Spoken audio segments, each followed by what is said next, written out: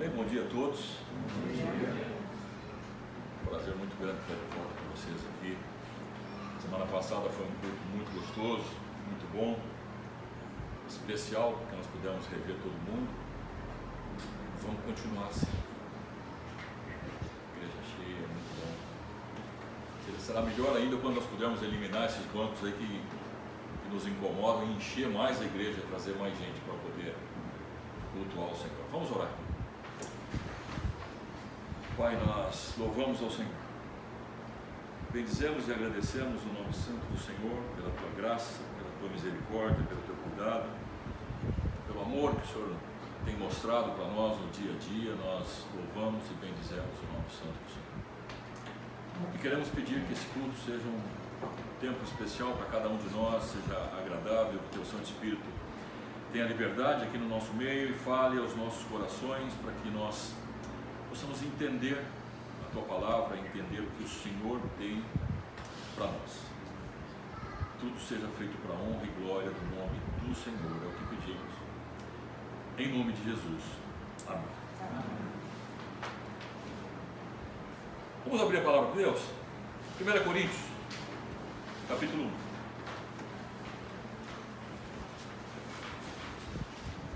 1. 1 Coríntios, capítulo 1, nós vamos ler dos versos 18 até o 29.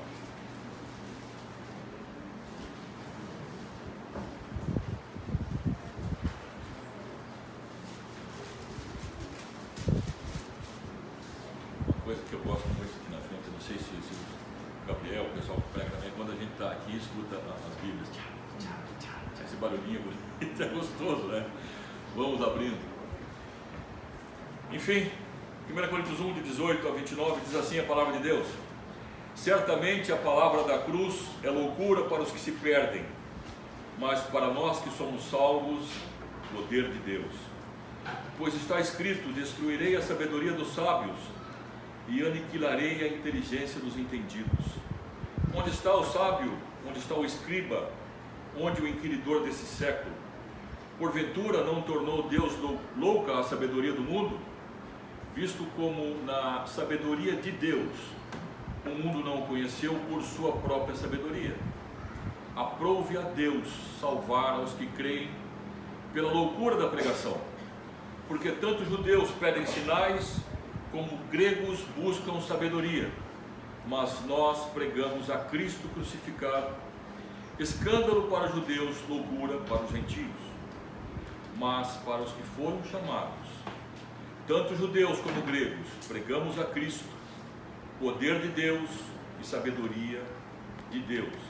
Porque a loucura de Deus é mais sábia do que os homens, e a fraqueza de Deus é mais forte do que os homens.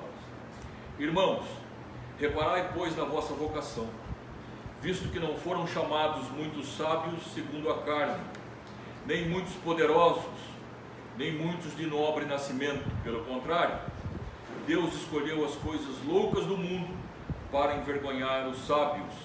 Escolheu as coisas fracas do mundo para envergonhar os fortes. E Deus escolheu as coisas humildes do mundo e as desprezadas e aquelas que não são, para reduzir a nada as que são, a fim de que ninguém se vanglorie na presença de Deus.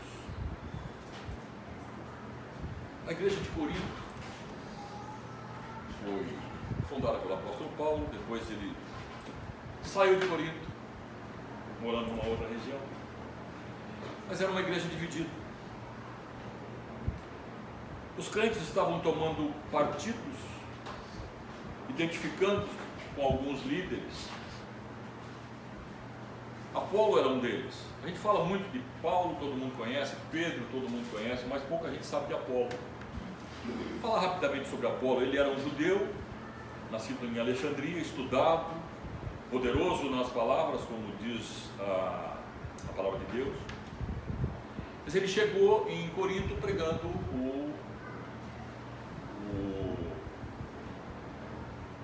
vamos dizer assim, a salvação de João, pregando o reino está próximo.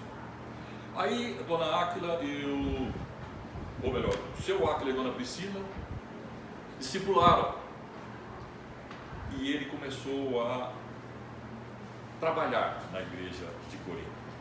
Então, as divisões que haviam ali, nós vamos ver daqui a pouquinho, diziam um grupo era de Paulo, outro de Apolo, outro de Cefas e alguns outros de Cristo. É mais ou menos como aqui na nossa igreja. O grupinho do Alan, a célula dele fica lá, não conversa com ninguém. A célula do Marcão, do outro lado, também não conversa com ninguém. Aqui, nesse ladinho aqui, ficava a célula do Gabriel.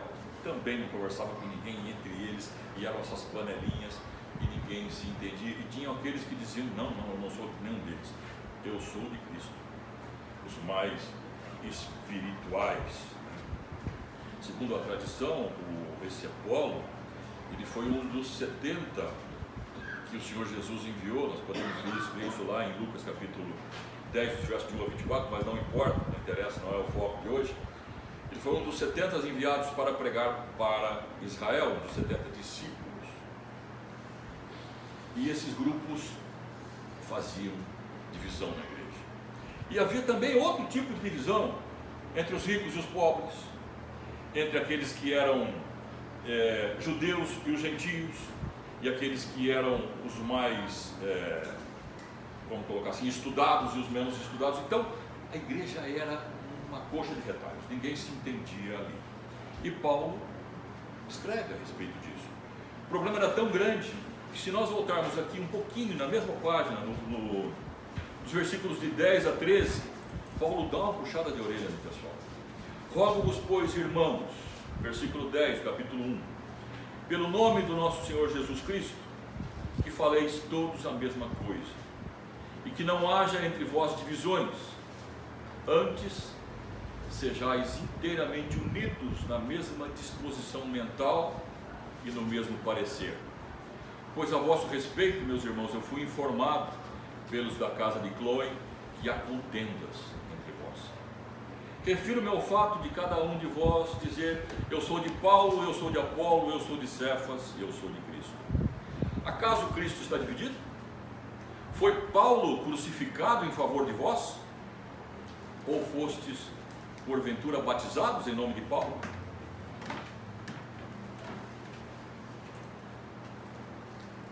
Bem, nem mesmo a um apóstolo deve ser dada adoração, nem fidelidade. Isso, adoração e fidelidade pertencem a Jesus, é isso que Paulo estava querendo dizer. E esse engrandecimento de líderes dentro de uma igreja leva apenas a uma contenda sem fim e acaba rachando as igrejas. Muitas disputas, porfias, facções, divisões mostram que não há união. Cristo não está dividido, nem seu corpo, que é a igreja. Paulo se coloca e coloca a todos nos seus devidos lugares. E ele faz isso passando o que nós chamamos de a loucura da cruz, ou a palavra da cruz, ou a mensagem da cruz, que é a revelação total de Deus, ou seja, é o Evangelho em toda a sua plenitude, centrado não em pessoas, mas na encarnação, na crucificação, na morte e na ressurreição de Cristo. Aqui está sendo considerado todo o plano de Deus e a provisão para a redenção dos pecadores, o qual é o tema de toda a Escritura Sagrada. No verso 18, vamos começar trabalhando no verso 18. A palavra ou a mensagem da cruz, como Paulo coloca, é loucura. Eu estava dando uma pesquisada e essa palavra, ela pode, em algumas outras versões, ser traduzida como debilidade mental. É debilidade mental, quer dizer. Mas é assim somente para os que se perdem. Paulo está dizendo aqui que os lá de fora, aqueles que não creem, eles nos acham loucos. Aqui eu não sou corintiano, viu, gente? Mas aí aqui é um bando de loucos, como eles costumam dizer, né? Por quê? Porque nós cremos na doidice, segundo os lá de fora, de que aquele Jesus morto e pregado numa cruz é Deus. mas Paulo afirma que assim é somente para aqueles que se perdem. Nós, que somos salvos em Cristo, isso que eles chamam de loucura ou debilidade mental é poder de Deus.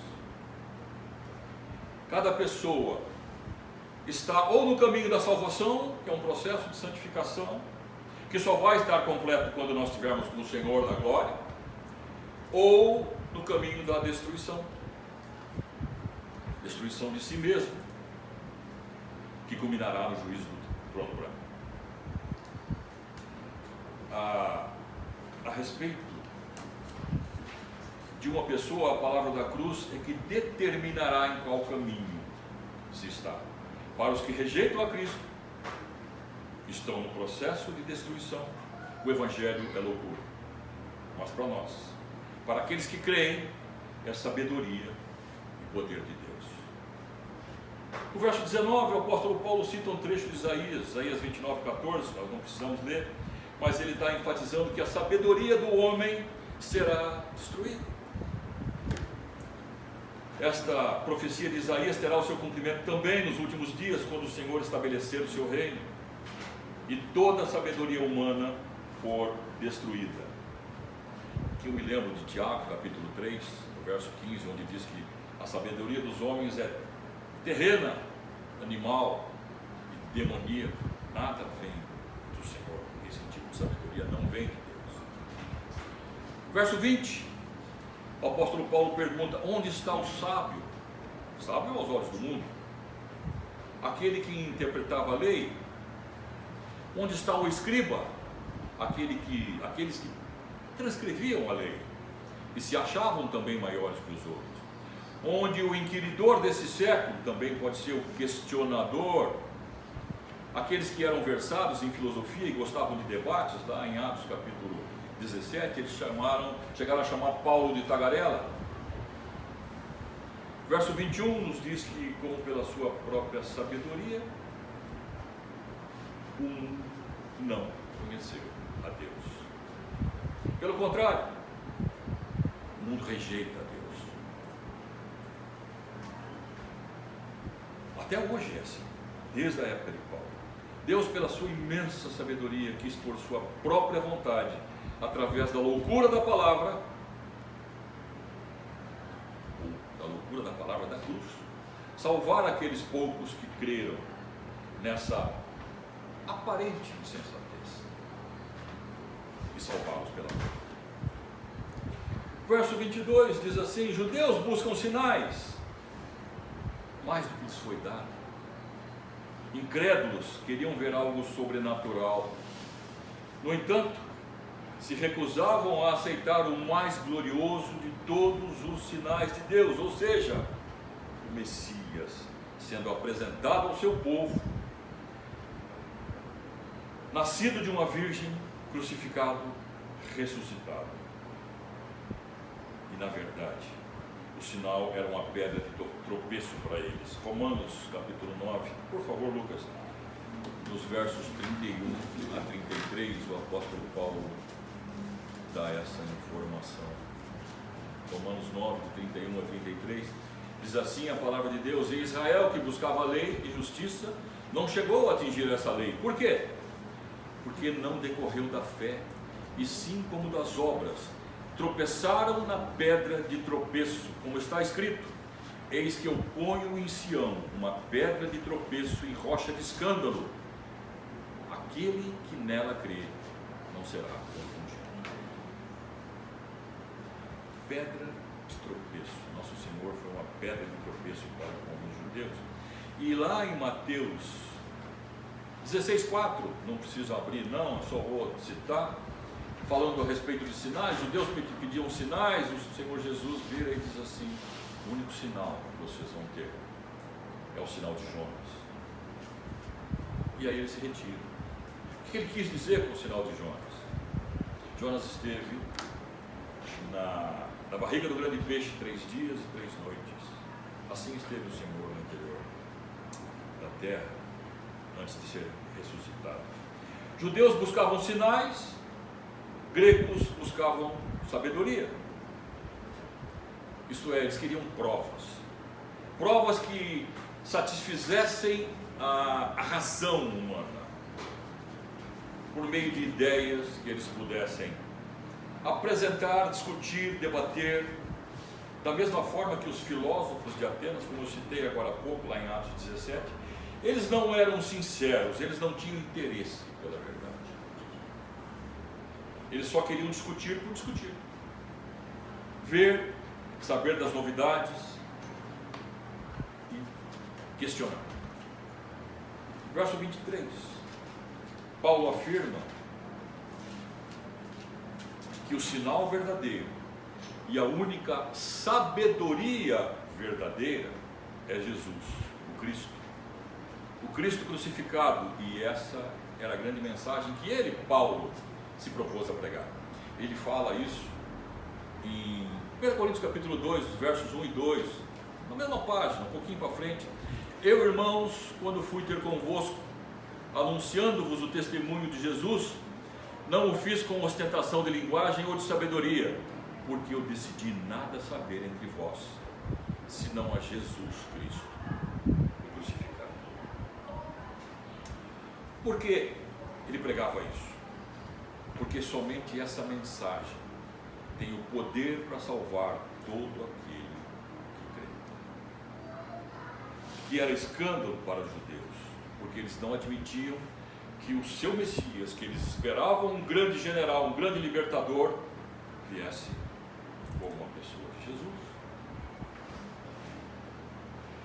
O que era uma debilidade mental. Agora, o que os gregos não admitiam? Para os gregos, interessante é que eles não admitiam que Deus tivesse se tornado homem, porque para eles, para os gregos, a carne era totalmente ruim e o espírito totalmente bom. Então Deus nunca poderia se encarnar, senão ele não seria bom. E o pior ainda, morrer nas mãos daqueles que foram criados por ele. Então, esse não era Deus. Assim, ele era considerado como uma loucura para os gregos.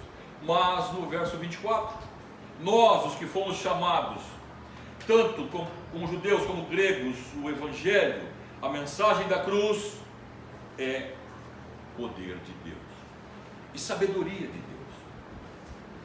Essa mensagem da cruz, que parece tão sem propósito para a mente natural, orgulhosa do ser humano, na verdade exibe toda a grandeza, todo o poder e toda a sabedoria de Deus, não deixando o homem à mercê da sua própria sabedoria, como vimos, que é terreno, animal e demoníaco.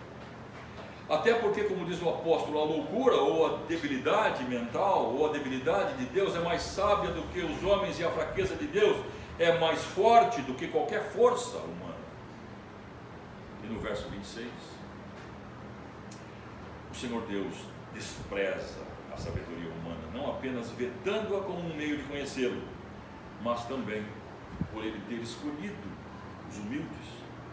Ele não chama para a salvação muitos que o mundo chamariam de sábios, poderosos ou nobres, mas conforme o verso 27, a sabedoria de Deus é revelada ao louco, ao fraco, ao comum, como nós. Ou seja, aqueles que não são considerados em nada pela elite, os quais creem em Jesus como Senhor e Salvador. Assim, desta forma, Deus claramente recebeu e receberá toda a glória e toda a honra por ter feito com que os humildes conhecessem a Ele e as verdades do seu reino celestial. Nenhum pecador salvo pode se vangloriar de ter alcançado a salvação por seu próprio mérito. Assim, Deus escolheu as coisas loucas desse mundo para envergonhar os sábios, e as coisas fracas desse mundo, as humildes e as desprezadas, aqueles que nada são, para reduzir a nada os que se acham, a fim de que ninguém se vanglorie perante Deus. Para concluir, o Evangelho, a mensagem da cruz ou a palavra da cruz, de que o Filho de Deus voluntariamente se submeteu aos horrores da crucificação, era uma tolice enorme, tanto para judeus como para os gregos, ou para os gentios. Nem gregos com suas escolas filosóficas, nem judeus com seu treinamento intensivo nas leis, compreendiam ou aceitavam isso. Mesmo assim, essa louca mensagem do Evangelho, a sabedoria de Deus, essa sabedoria transcende, ela ultrapassa, ela está longe de todo o nosso pensamento. Temos a tendência de respeitar conquistas terrenas. Livros são escritos para mostrar como alcançar sucesso, como uma pessoa estudada e bem-sucedida tem que ser, como impressionar pessoas, como exercer poder sobre outros. Qualquer livraria que você vai está cheia desse tipo de leitura. Mas a beleza da sabedoria de Deus é que Ele humilha a sabedoria terrena, mas Ele humilha com a própria debilidade do homem, faz com que o seu mundo vire de pernas para o ar. Tão louco quanto possa parecer, Ele se humilhava, ou Ele se humilhou para sofrer na cruz, para oferecer perdão a todos os que creem nele. Por essência, a sabedoria de Deus é amor. Eu lembro do livro do pastor Vitor Hesed, que ele escreveu sobre Ruth, amor misericordioso, amor derramado lealmente, amor que é sacrificial, é extraordinário. Isso tudo por nós, por cada um de nós que está lá. Por isso Paulo falou sobre o poder dessa mensagem. Debaixo dessa mensagem tudo se reverte. Os poderosos desse mundo são humilhados, e os que se humilham debaixo da mão de Deus são exaltados. São gratuitamente perdoados e aguardam uma herança eterna no céu. Sim, nós cristãos adoramos a um Deus que se revela no sofrimento, se revela na fraqueza, tolice pura para um mundo faminto de poder, mas uma mensagem poderosa de amor para aqueles que creem. Amém? Vamos orar. Pai, obrigado, porque o Senhor, de uma forma que nós não entendemos, nos escolheu, nos tirou do mundo, nos tirou daquele, conforme a tua palavra diz, daquele tremedal, daquele lamaçal, para nos colocar como adotados na sua família. Louvamos e bendizemos o nome santo do Senhor, porque nós não merecíamos, e isso foi graça, graça derramada, graça pura, graça misericordiosa, amor leal. E nós louvamos e bendizemos o nome santo do Senhor por isso. E pedimos que o Senhor nos mantenha cada vez mais unidos como igreja, unidos como irmãos, comungando na mesma palavra, na mesma direção, na mesma doutrina, para que o nome do Senhor seja sempre exaltado. Como diz João Batista, que o Senhor seja exaltado e que eu diminua, que nós diminuamos. É no nome do Senhor Jesus que nós oramos e agradecemos.